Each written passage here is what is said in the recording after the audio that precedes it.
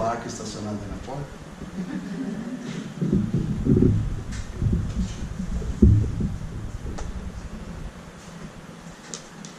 Tudo bem? Hoje nós vamos falar sobre um capítulo. Engraçado, né? Toda vez que a gente lê o Evangelho, a gente está conversando sobre isso aqui agora. Cada vez que você lê o Evangelho, os capítulos do Evangelho, você descobre uma coisa nova. Por isso que a gente sempre sugere para as pessoas, façam aquela... geralmente o pessoal tem mania de abrir ao acaso o Evangelho, né, para ler. Ver o que vai cair para mim hoje. É legal isso. Interessante. Mas é interessante também fazer uma leitura de começo a fim. Quando eu digo de começo a fim, é começando desta página. Porque na primeira página de rosto, o Kardec já dá o resumo do livro. Ele era super didático, é educador, né? Super didático. E do que fala o Evangelho? Está escrito aqui. Ele tem um princípio básico da doutrina e ele fala o que fala o livro. Super objetivo. Então, é muito legal você fazer uma leitura, pelo menos uma vez, de começo a fim, de orelha a orelha, de capa a capa do livro. E depois, abra ao acaso quantas vezes quiser. E também, quando vocês quiserem fazer essa leitura sempre na sequência, marca, sem pressa. Vai demorar anos para ler o Evangelho, não tem pressa. Porque cada vez que você lê, você descobre uma coisa nova. Esse capítulo, agora, quando eu cheguei, eu estava relendo, eu sempre gosto de dar uma olhadinha de novo antes de vir para cá,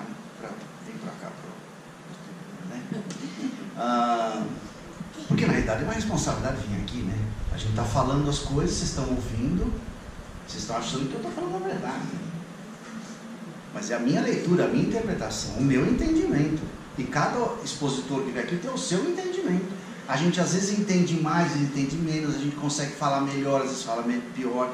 O plano espiritual ajuda a gente, não por merecimento nosso, acho que em consideração a vocês, tá? Para vocês não perderem tempo uma palestra que não acrescente nada. Então, eles sempre ajudam a gente para poder falar um pouco melhor, com mais clareza, para poder contribuir de alguma forma. E a gente sempre vai perceber um dado novo. E os capítulos têm uma característica muito legal. Eles são muito complexos, não no sentido de difícil, complexos no sentido de completos, que tem uma série de aspectos. Esse mesmo, eu vou pensar alguns aspectos desse capítulo. O 8º, bem-aventurados os puros de coração. O Kardec ele fez um trabalho magistral no Evangelho, que ele pegou trechos do Sermão da Montanha, basicamente, de outras passagens de Jesus, alguma coisa do Velho Testamento, e fez as explicações. E as bem-aventuranças ele dividiu em vários capítulos, são várias bem-aventuranças. Esse aqui dos puros de coração, ele começa com aquela história de deixar vir a mim os pequeninos. Não sei se vocês lembram, depois vocês vão, quem não leu recentemente, releia o capítulo 8º, que é muito interessante, que é aquele que Jesus está conversando com as pessoas, e vem um grupo de crianças que estão lá em volta, fazendo lá uma baguncinha básica, e alguém quer espantar as crianças. Aí ele fala, não, deixe que venham a mim os pequeninos, porque o reino dos céus é daqueles que se assemelham a elas. Muito legal essa percepção de Jesus, esse ensinamento. Porque o reino dos céus, o que significa o reino dos céus? É um estado de simplicidade e pureza.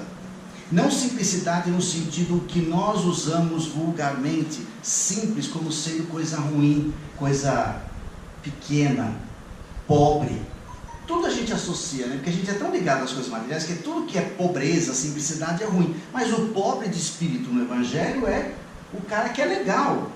O simples é o cara que é legal, que não é sofisticado, que não é empolado, que não é arrogante. Então, simplicidade e pobreza no sentido evangélico é no sentido de o que é mais importante, de essência. E as crianças se apresentam com algo que remete a uma simplicidade, a uma autenticidade. Por mais que as crianças estejam cada vez mais espertas, cada vez mais brilhantes, que isso é uma coisa visível dos últimos anos para cá, as crianças já, o período da infância parece que está diminuindo, né? Nas últimas décadas parece que as crianças elas vão ficando muito mais espertas, muito mais rapidez, já nascem com uma facilidade de percepção muito maior, o que é normal, faz parte do processo de evolução do espírito e evolução do planeta. Mas as crianças ainda têm essa coisa da sinceridade, da autenticidade, da franqueza, que são coisas legais. É muito bacana a gente ser franco. Claro que a gente tem que tomar cuidado com a franqueza para a gente não ser grosseiro e não ser desagradável. Mas isso é muito melhor do que a arrogância, do que a hipocrisia. Porque muitas vezes a gente não gosta do negócio, mas fala que é muito legal só para disfarçar, porque a gente mente, a gente omite mais coisas. As crianças são muito mais sinceras. Pergunta, você dá um presente para uma criança, não pergunta se gostou. Você quer ouvir a resposta? Você leva no presente de aniversário, leva lá umas cuequinhas, um par de meia, uma roupinha, lindo, maravilhoso. Ele vai detestar aquilo, ele quer brinquedo, lógico. Quem vai gostar são os pais, né? Que vão deixar de ter que comprar aquela roupa. Mas criança quer brinquedo. E às vezes você dá um brinquedo super sofisticado, gastou uma fortuna, gastou no cartão de crédito, 10 parcelas, a criança olha, brinca e larga. Lógico, aquele brinquedo não tem nada a ver com a criança. Você pensou em você não pensou na criança. Então criança é muito mais simples. Esse é um exemplo que ainda é válido para nós. Mesmo com todas essas mudanças, com toda essa inteligência mais aguçada das crianças, ainda tem essa característica que é legal para a gente copiar. Então quando Jesus fala assim, o reino dos céus não é das crianças, e teve um momento que as pessoas entenderam só ao pé da letra. Então, por exemplo, todo mundo que desencarna na idade infantil, ele fatalmente já vai ser um anjinho, um espírito de luz. Não, o espírito está em toda uma história. Essa história pode não ser lá essas coisas, pode ser uma história com várias páginas censuráveis, tá? Então aquele que está reencarnando tem toda uma história, como todos nós. Coisas legais e coisas não tão legais. Segundo ponto, então o primeiro ponto é esse. A simplicidade das crianças é para a gente, tem até música que fala isso, né? Para a gente se mirar na simplicidade das crianças, no olhar das crianças. É muito legal você não perder nunca a criança que tem dentro da gente. Continuar com essa criança dentro da gente. Aí mais para frente ele fala uma outra coisa muito legal com relação a essa questão da infância. Que se a gente quando reencarna tem toda uma história, por que a gente esquece o passado? Porque Deus, muito sábio, fez que a gente esquecesse. A gente tem alguns lances de vez em quando que você lembra de algumas coisas que tem um sentido com o teu passado. Muitas vezes durante o sono, naquele exercício de emancipação da alma, durante o sono você tem contatos com o plano espiritual que te fazem remeter ao passado e você lembra de coisas do teu passado.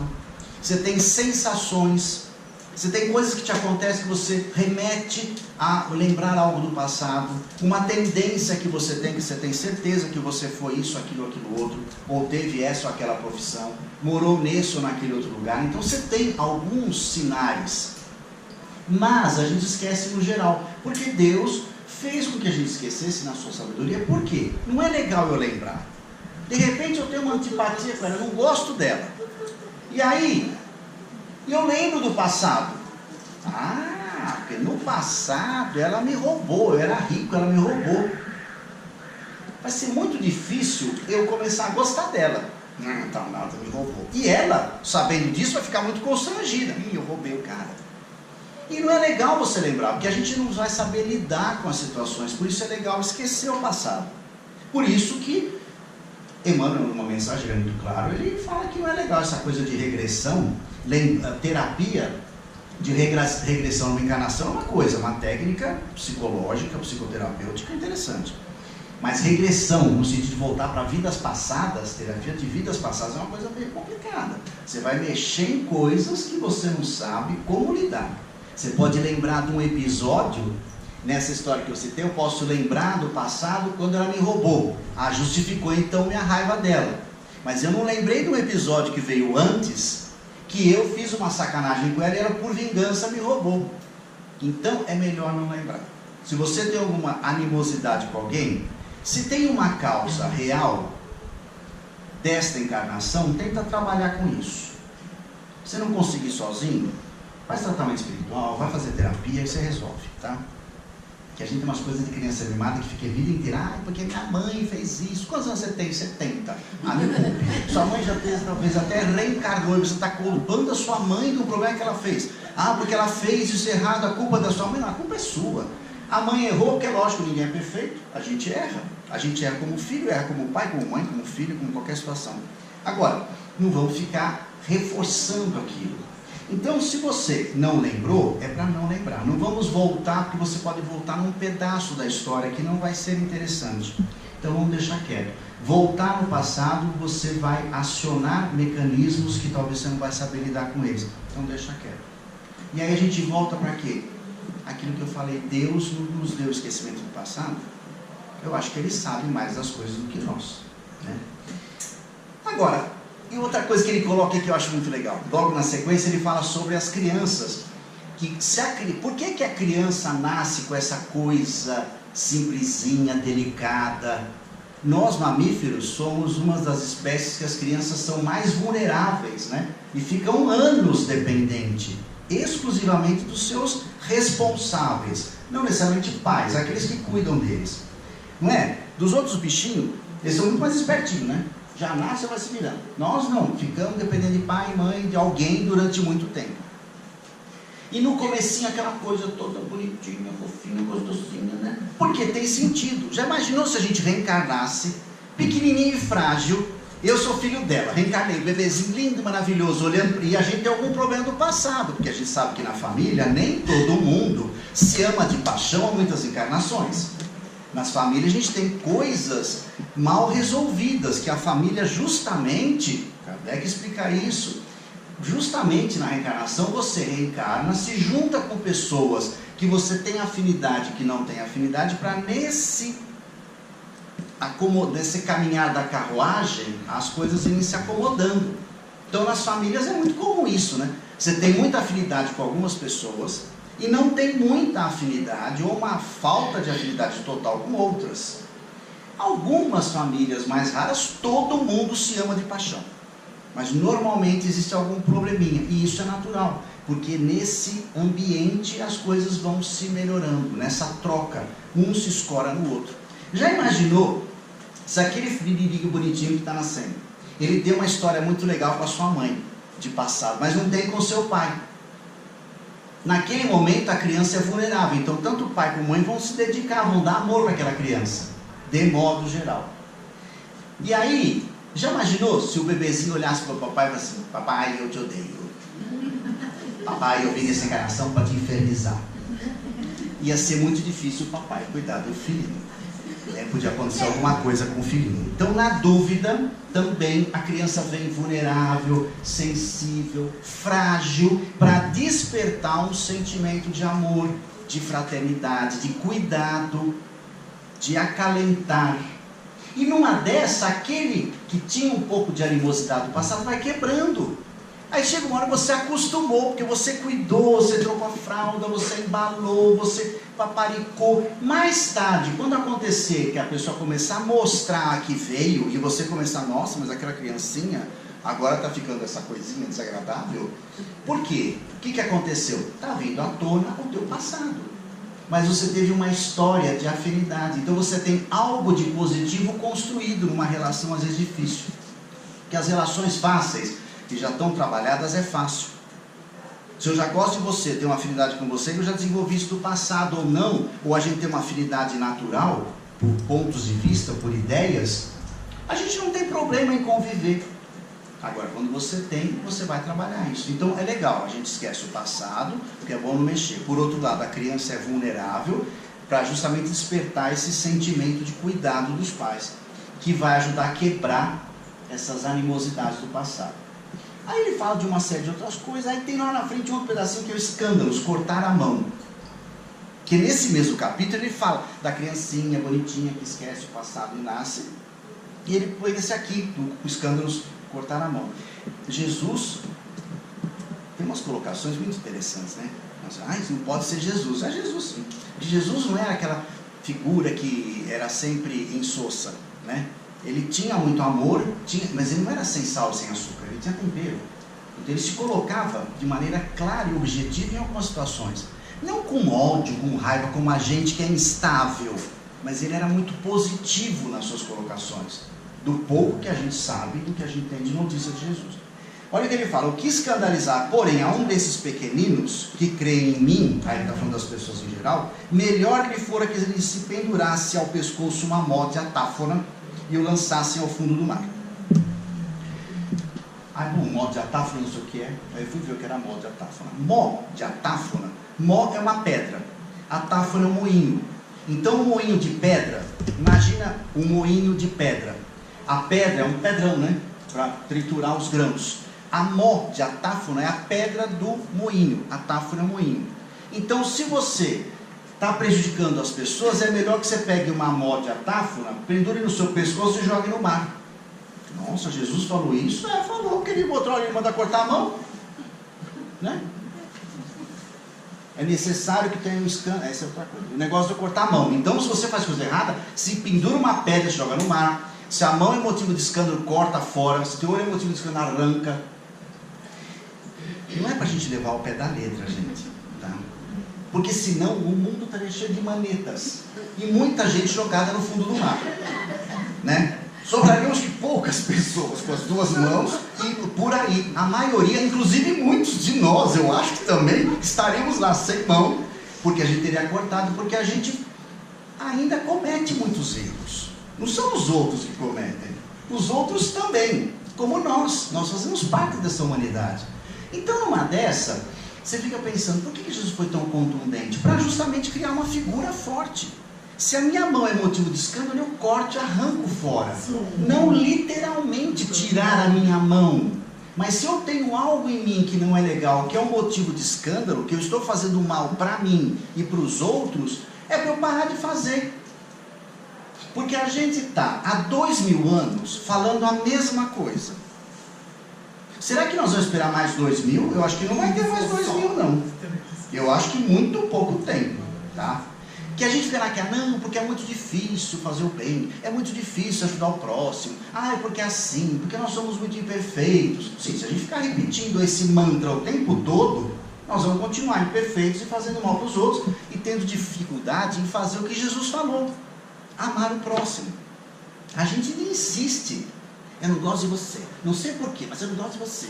Se esforça para tentar deixar de gostar tão pouco daquela pessoa, para que você possa com o tempo aprendendo a conhecer o lado bom que as pessoas têm, porque nós também não somos uma flor perfumada por aí, nós também temos um lado meio, né, que a gente também tem que trabalhar. Se a gente se esforçar nisso, para nós estarmos melhor, para eu estar em paz comigo e para estar em paz com os outros, naturalmente as coisas vão evoluir muito mais rápido. Então, se eu faço algo, é muito comum a gente falar assim, eu sou assim mesmo. Eu não tenho paciência. Eu sou muito nervoso. Eu sou assim. Para de falar eu sou assim. Quando eu falar eu sou assim, eu vou continuar eu sendo assim. Então, eu estou assim. Momentaneamente eu penso dessa maneira, mas eu estou querendo mudar. Estou fazendo esforço em mudar. Não vou deixar para a próxima encarnação, que a próxima pode demorar muito. Então, por que ele fala isso? Porque muitas vezes, tem até um texto do Evangelho que fala assim, é necessário que haja um escândalo, mas ai daquele por quem venha o escândalo. Porque também nós espíritas às vezes temos isso, né? Como a gente sabe que tem reencarnação, tem lei de causa e efeito, e ação e reação, então se está acontecendo uma coisa de desagradável com uma pessoa, isso não é por acaso, tem algum motivo. Então o que a gente que tem síndrome de Deus faz? Ela está sofrendo isso? Tem motivo para isso. Ela deve ter feito no passado. Alguma coisa ela fez. Senão não estava assim. Porque Deus é bom. Deus é justo. Claro, Deus é bom, Deus é justo. Você que não é. Então, se a pessoa está passando uma dificuldade, pode ser que ela fez alguma bobagem no passado e ela está tentando consertar. Pode ser que ela está passando por essa dificuldade para exemplificar e ensinar a gente como é que é passar por dificuldade sem reclamar o tempo inteiro. Porque a gente acontece uma coisinha e já reclama dias. Tem gente que acontece coisas desse tamanho, que a vida da pessoa é uma luta diária, é um faroeste, ela mata um leão por dia, e a pessoa está sendo bem com a vida. Então vamos nos espelhar nessas, não naquelas que por qualquer coisa estão reclamando. Então na realidade, acontecem males, acontecem escândalos, acontecem coisas ruins, tem pessoas desagradáveis que fazem mal para o outro, e esses males geram experiências que podem levar ao progresso dessas pessoas que estão sofrendo. Então, o que a gente entende? O mal que existe no planeta, ainda existem muitas coisas que não são boas, acontecem porque as pessoas causam. Quem sofre o impacto daquele mal? As pessoas vão lutar, vão enfrentar e vão progredir com isso. Mas eles podiam estar progredindo de um outro jeito, sem ter que passar por isso. Então daí a profundidade desse ensinamento. É necessário que haja um escândalo. Acontecem coisas desagradáveis porque nós estamos no estágio evolutivo ainda um pouquinho atrasadinho. Mas aquele que causar o escândalo vai ser responsabilizado por isso. Porque quando acontece um mal muito grande, acontece um acidente, uma grande catástrofe, que é uma coisa da natureza, aconteceu um maremoto, um tsunami, uma tromba d'água, aconteceu de muitas pessoas sofrerem o impacto disso, é uma situação. Acontece uma outra situação, que muitas pessoas sofrem o impacto, porque alguém ou um grupo de pessoas interessados em outras questões financeiras não cuidaram. Isso não é um acidente. Isso é uma coisa séria. E os responsáveis têm que ser punidos. Nas leis do homem, e se não nas leis do homem, nas leis de Deus. Mas se a gente puder já agilizar e começar a punir nas leis dos homens, porque essa coisa, fica para o futuro, então, Deus vai julgar. Não, se eu aprontei aqui, eu tenho que pagar aqui com as leis do homem. Né? Então, é necessário que haja o escândalo. Mas ai daquele por quem venha. Quem causou o mal é responsável. Deus não faz o cara causar o mal. Deus permite que as coisas aconteçam. E as leis dele foram infringidas, a gente tem que consertar isso aí. Para a gente concluir, porque já está soando a música do final. Sutil, né? Começa aquela musiquinha suave, que linda, para que não venha você parar de falar, porque está acabando o seu tempo. Só o último, que tem um último pedacinho aqui que é interessante, quando ele fala uma nota no final do capítulo, que eu achei legal. Quando uma aflição é consequência dos atos da vida presente, é necessário procurar sua causa numa vida anterior. Isso que chamamos de capricho da sorte, nada mais são do que efeitos da justiça de Deus.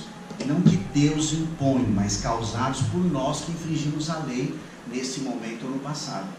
Reforçando aquilo que a gente já falou durante a nossa fala hoje. Tem coisas que acontecem, eu não sei que eu não tenho uma afinidade legal com aquela pessoa. Se eu não consigo entender o porquê disso nessa encarnação, é do passado. Se é do passado, não tem por que ficar buscando quem é o responsável disso, daquilo outro. Vamos trabalhar para melhorar as coisas, para que de fato a gente crie um ambiente mais agradável, fraterno, dentro do meu mundo interior, porque eu sou a pessoa que mais eu devo gostar é de mim, e a partir do momento que eu gosto de mim, me amo, eu vou amar os outros, e vou ser uma pessoa mais agradável na convivência com os outros. Aquela história, muito ajuda que não atrapalha, né? Se a gente puder não atrapalhar, ótimo, se você puder ajudar, melhor ainda, né? Muito bem, então vamos agora nos tranquilizando mais, nos ligando ao plano espiritual, para ajudar na preparação do ambiente, para que nós tenhamos uma comunicação com o companheiro do plano espiritual, nos trazendo informações, comentários e recebendo de maneira fraternal. Muito obrigado, Senhor, e que assim seja.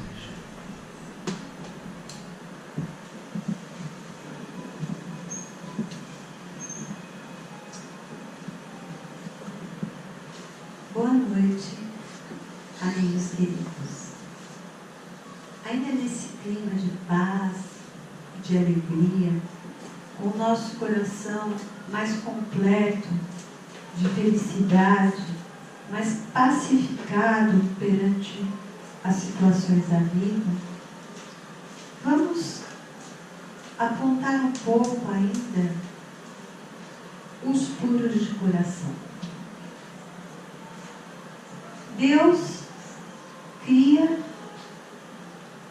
o princípio espiritual que evolui de maneira simples, de maneira ignorante, no sentido de que ele não sabe a diferença entre o bem e o mal,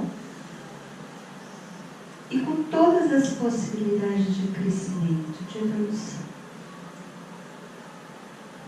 Para que isso ocorra, em cada encarnação, ele nasce um bebezinho. Um bebezinho, como foi dito, fofinho, risonho, com chorinho gostoso, um cheirinho gostoso também. E é uma alegria no lar, e todos que estão ao redor têm a vontade de praticar o verdadeiro amor, cuidando daquele ser tão indefeso. Mas nós não podemos nos esquecer que aquele ser pequenininho, risonho, fofinho, é um espírito que reencarna com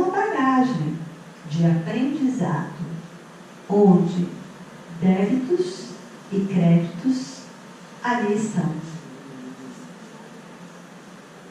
O corpinho daquele ser é frágil, é pequeno, ele é todo molinho. Muitas pessoas até têm medo de pegar, de tocar. Ai, meu Deus, será que eu vou quebrar alguma coisa? E ele inspira esse cuidado amoroso em todo mundo. No coração, que é o espelho da alma, as emoções e os sentimentos estão ali latentes, mas meio que anestesiados, sossegados, quietinhas por encanto. E por que isso ocorre? Porque Deus, em toda a sua sabedoria, permitiu que aquele espírito reencarnasse com toda aquela bagagem, mas com o esquecimento de tudo que aconteceu antes. Num corpo ainda em que o seu cérebro não consegue absorver as situações e ele não sabe nem falar para poder se exprimir. Ele chora quando está com fome, quando está sujinho, quando quer o colo de alguém. Mas ele é indefeso. Ele é um ser que age instintivamente para a conservação da sua vida física. A esse corpo, pela beleza e sabedoria do Senhor, que ali já colocou todas as propriedades que vos são suficientes, vai desenvolvendo-se, ele vai crescendo, aí ele vai falar, ele vai andar, ele vai se expressar, e depois de um determinado tempo, que nós espíritos aqui, com a ajuda de André Luiz, Emmanuel, sempre discutimos que por volta dos 7 anos de idade, a criança começa a tomar uma lucidez, começa a colocar o pé na terra, entender por que ela está ali, quem é o papai realmente, quem é a mamãe, quem é a vovó, é a tia que cuida de mim.